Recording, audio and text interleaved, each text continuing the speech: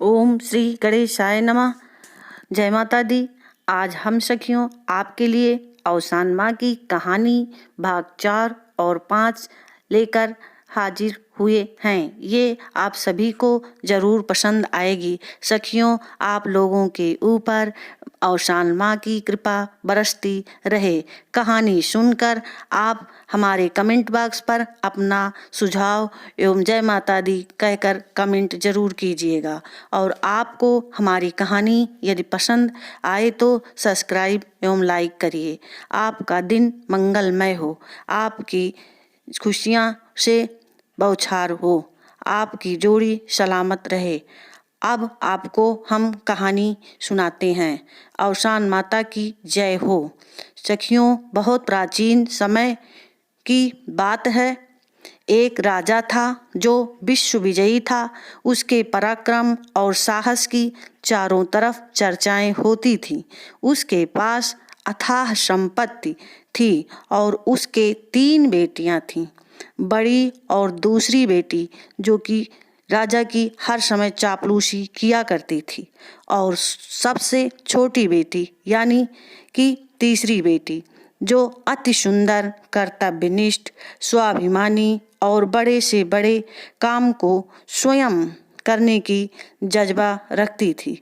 परंतु राजा को छोटी बेटी पसंद ना थी। एक दिन राजा ने 3 बेटियों को अपने पास बैठाकर बोला, तुम किसकी मेहनत और किसकी कमाई का खाती हो? बड़ी बेटी और दूसरी बेटी ने कहा, पिताजी, आप हमारे भगवान हो। आप पर तीसरी बेटी यानी सबसे छोटी बेटी ने कुछ नहीं बोली। उसने कुछ नहीं बोला और राजा उससे मन ही मन बहुत नाराज हुआ। वो मन ही मन उस छोटी बेटी से नफरत करने लगा।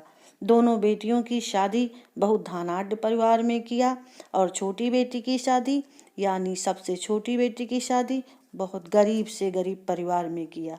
कुछ दिन आने के बाद दोनों बेटियां खुशी से अपने घर में रहने लगी और इधर राजा धीरे धीरे कंगाल होने लगा यानी गरीब, और उसे खाने पीने की परेशानी हो गई। वो सबसे पहले बड़ी बेटी के घर गए, उसने पहचानने से मना कर दिया। और दूसरी बेटी के पास जब गए तो वो बेटी कुछ दिन तो अपने पास रखी और एक दिन पिता को चोरी का आरोप लगाकर अपने घर से निकाल दिया। बेसहारा बाप दर दर भटक रहा था और भटकते भटकते एक दिन वो भीख मांगते हुए छोटी बेटी के दरवाजे पर दस्तक दिया। जोर जोर से आवाज लगाई, बोला, खाने को खाना दे दो, पीने को पानी दे दो, तेरा भला होगा। उसकी तीसरी बेटी भिक्षा लेकर बाहर दरवाजे पर आई तो अपनी पिता की यह हालत देखकर जोर जोर से रोने लगी और उन्हें अपने पास साथ महल में ले गई। उनको नहलाया, खाना खिलाया और अपने पास रहने ना जाने से मना कर दिया कि आप अब कहीं नहीं जाओगे, मैं आपकी सेवा करूंगी। यह देखकर राजा बहुत आश्चर्यचकित हो गया। उन्होंने पूछा कि बेटी, ये सब इतना कैसे धन संपत्ति महल तुम्हारे पास हो गया? तो उन्होंने कहा कि पापा, मैं बहुत परेशान थी तो माँ ने कहा कि तुम स्वप्न दिखाया कि तुम मुझे गुरुवार के दिन मेरी पूजा करो अवसान माता की और 7 गोतिन को बैठाकर दुर्दुरिया चबवाओ और किसी भी कार्य को जब शुरू करोगी तो तुम्हें सफलता मिलेगा। और वैसा ही मैंने किया। अवसान माता की जय हो और उनकी दया सब पर बरसती रहे। फ्रेंड्स, इस तरह वो जो है अपने पिता को की सेवा करने लगी और पिता को यह सीख मिल गई कि सब अपनी भाग्य का खाते हैं, कोई किसी को नहीं खिलाता है, और उनका घमंड चूर चूर हो गया। वो भी अवसान माता की जय जयकार करने लगे। फ्रेंड्स, अब मैं कहानी भाग 5 आपको सुनाती हूँ। एक समय की बात है। एक परिवार में 5 जिठानियाँ थीं और घर सबसे छोटी देवरानी जो थी उसके कोई पुत्र नहीं था। पांचों जिठानियाँ उसको बहुत परेशान करती थीं। उनसे खाना बनवाएं, कपड़ा धुलवाएं, झाड़ू लगवाएं और उसका जीना दूभर हो गया था। सब उसको परेशान करती रहती थीं और ताने कसती रहती थीं। ओ देखो बाझिन जा रही है, इसका मुंह सुबह पहर नहीं देखना चाहिए, सुबह जो इसका मुंह देख लेगा वो निरा आहार रहेगा। यही सब वो बहुत परेशान रहने लगी। यहाँ तक कि उसका पति भी जो था वो उसको पसंद नहीं करता था। एक दिन उसने मार पीट के घर से बाहर निकाल दिया और वो रोती बिलखती एक जंगल में जाके माता जी के मंदिर में बैठ गई और रो रो के उसका बुरा हाल हो गया था। तो एक दिन तो औशान माँ ये सब देख रही थी। वो बुढ़िया माता का भेष बनाकर आई और बोली, बेटी तुम्हें क्या हुआ, तुम इस तरह क्यों रो रही हो, तुम बहुत ही सुंदर हो, तुम्हारा सब काम पूरा हो।